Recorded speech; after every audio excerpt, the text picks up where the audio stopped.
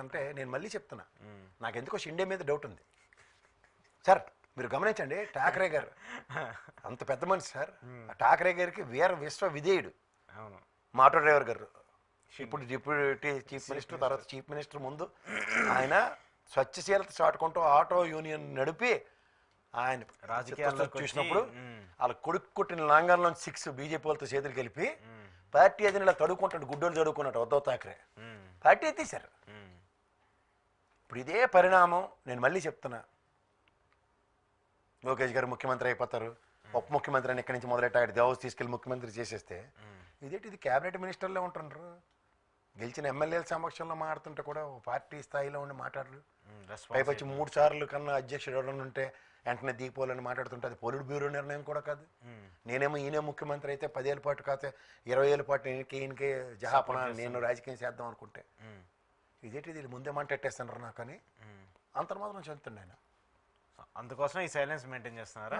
ఎప్పుడైనా సరే తుఫాన్లు సునామీల ముందు సముద్రం చాలా కామ్గా ఉంటుంది కొంపలెత్తడానికి. ఇది గ్యారంటీగా మడతకాజే. పవన్ కళ్యాణ్ ఇంకో తుఫాన్ సృష్టించబోతున్నాడు ఏపీ రాజకీయాల్లో. సృష్టించడానికి ఆయన వచ్చాడు. మీకు మళ్ళీ నేను చెప్తున్నాను, అసలు అందరూ అనుకున్నట్టు జగన్మోహన్ రెడ్డి చెప్పినట్టు ఈయన మీసాలు తిప్పేసి ఎంటర్ నన్ను అనేది ఆయన ఇండిపెండెంట్గా నిలబడి ఉంటే వేరే రేంజ్లో ఉండే 50 శాటే ఎవరికి, తెలుగుదేశానికి, జనసేనకి, అందరికి. ఆ బీజేపీ చిచ్చి అసలు దాని గురించి డిస్కస్ చేయడమే టైం వేస్ట్. అసలు కాళ్ళు ఇరిపోయిన వాళ్ళకి భుజాల మీద చేతులు ఎట్టి పాపం పవన్ కళ్యాణ్ చంద్రబాబు గారు నడిపించుకుని తీసుకొచ్చి వాళ్ళెవరో వాళ్ళకే తెలియని వాళ్ళని గెలిపించారు ఆంధ్రప్రదేశ్ ప్రజలు, తెలుగుదేశం ధర్మం అని. సో ఇక్కడ వాస్తవం ఏంటంటే వాళ్ళతో ఏటి కాదన్నప్పుడు ఖచ్చితంగా వాళ్ళు బ్రహ్మాండమైన వ్యక్తిని పట్టుకున్నారు ఈ పవన్ కళ్యాణ్. మనకి కస్టమర్ లిస్టులో 1, 2, 3 స్ట్రాటజీ ఎప్పుడు ఉంటుంది కదా వెస్ట్ బెంగాల్లో. ముందుకు సూది మనంత జాగా ఇస్తే తర్వాత ఏటవద్దు, వామనవతారమే చుచ్చుకొని వెళ్ళొచ్చు. వామనవతారమే ఎవరికైనా సరే.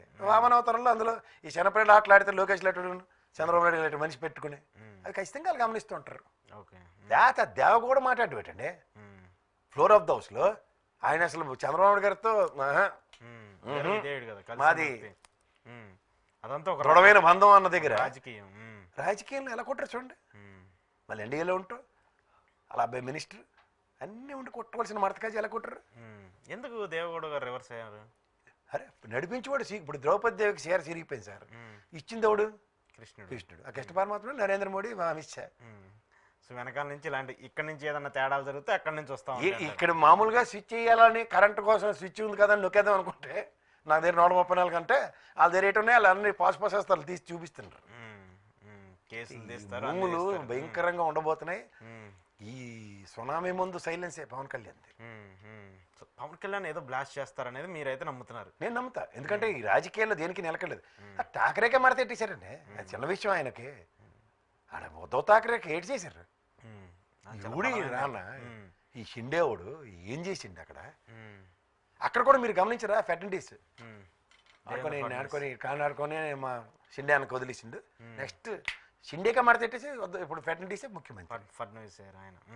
సేమ్ అలాగే ఉంటుంది. అంటే ఒక సాక్రిఫైస్ చేసినప్పుడు దాని నుంచి వచ్చే పాజిటివ్నెస్ చాలా ఉంటాయి అంటారు. చాలా ఉంటాయి. ఇప్పుడు మనందరం ఇప్పటిదాకా నేను కూడా మాట్లాడుతుంది ఏంటి, బీజేపీలో విలీనం. బీజేపీలో విలీనం కన్నా ముందు ఒక ఫ్రంట్ ఎండింగ్ వారియర్ని క్రియేట్ చేసేస్తుంది. తర్వాత ఏముంది మడతెట్టడం. బీజేపీకి ఆల్టర్నేటివ్ ఇంకెవరు ఉంటారు? పవన్ కళ్యాణే కదా. బీజేపీకి ఫ్రంట్ ఎండింగ్ ఫేస్ లేదండి, ఆ ఫేసే ఇప్పుడు పవన్ కళ్యాణ్. ఆయన లేకపోతే వాళ్ళకి దిక్కుద్యమం లేదు. పుష్టికరించి నాదులే ఉండే ఆంధ్రప్రదేశ్లో. ఎవరు మిగిలినంత వాళ్ళు ఇంకెవరున్నారు? ఎవరు బీజేపీలో చెప్పదగ్గ నేతలు ఎవరున్నారు? చేసే నేతలు అసలు వాళ్ళ నేతలు అనడమే బండబూత్ అసలు. సో అలాంటి దగ్గర ఏంటంటే ఈయన్ని ఎక్కడ ఎదురాకుండా అలా అలా అలా పాసిఫికేషన్స్ జరుగుతున్నాయి. ఆయన వెనక నుంచి ఎంత కుషామత్ చేస్తారు. అలా అన్నయ్య గారికి పద్మవిభూషణ్ ఇచ్చారు.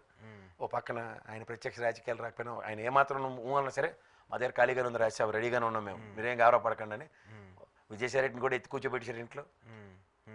మడతపెట్టి వెళ్ళిపోయాడు ఆయన. సో ఇవన్నీ గమనిస్తున్న తర్వాత కూడా ఆయన ఏంటి, నాకు ఇప్పుడు రాజకీయాలు వద్దంటాడు. అప్పుడు దానికి ఆల్రెడీ మనోడు అలిగి ఉన్నాడు. అక్కడ చిరంజీవి గారు స్టేట్మెంట్ ముందే అనొచ్చు కదా, విజయసాయి అలా కాదు, విజయసాయిరెడ్డి రాజీనామా చేసిన రోజే చిరంజీవి గారు మాడాలి కదా.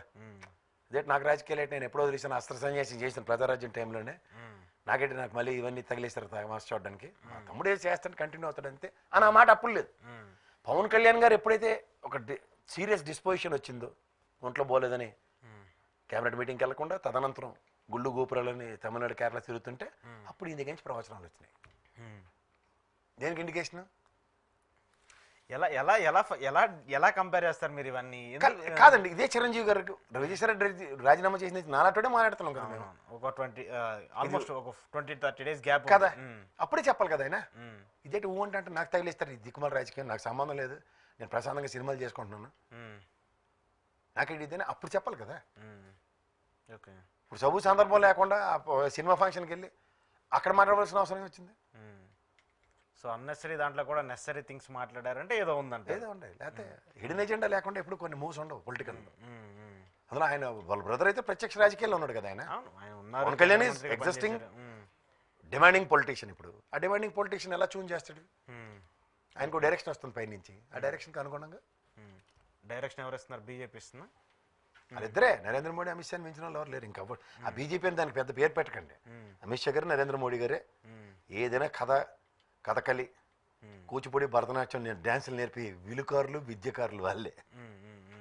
సో ఏపీలో మడత పెట్టేస్తారా మీ మీ మీ వ్యూ ప్రకారం చూస్తే? అంటే ఇవి ఇంకోసారి వైబ్రేషన్స్ గట్టిగా అయ్యాయి అనుకోండి. అందుకే ఇప్పుడు వచ్చి వంశీ ఇంత అడ్వాన్స్డ్గా చేస్తారా? ఇంకా 4 ఏళ్ళ టైం ఉంది, ఇంత అడ్వాన్స్డ్గా ప్రభుత్వాన్ని కూల్ చేసే అంత సిచ్యువేషన్స్ ఉంటాయా? ఇప్పుడు బాల్య వివాహాలను అరికెట్టారు. ఇప్పుడు 18 ఏళ్ళు రాగానే పెళ్లి చేయాలని రూల్ పెట్టకుండా బాల్య వివాహం చేసేద్దాం అన్న వండుకి 18 ఏళ్ళు రాగానే టక్కన పెళ్లి చేస్తారు చేయడా. అలాగే వాళ్ళు మడతెట్టేద్దాం అనుకున్నప్పుడు ఏదైనా ఎక్కడైనా ఆలోచించరు.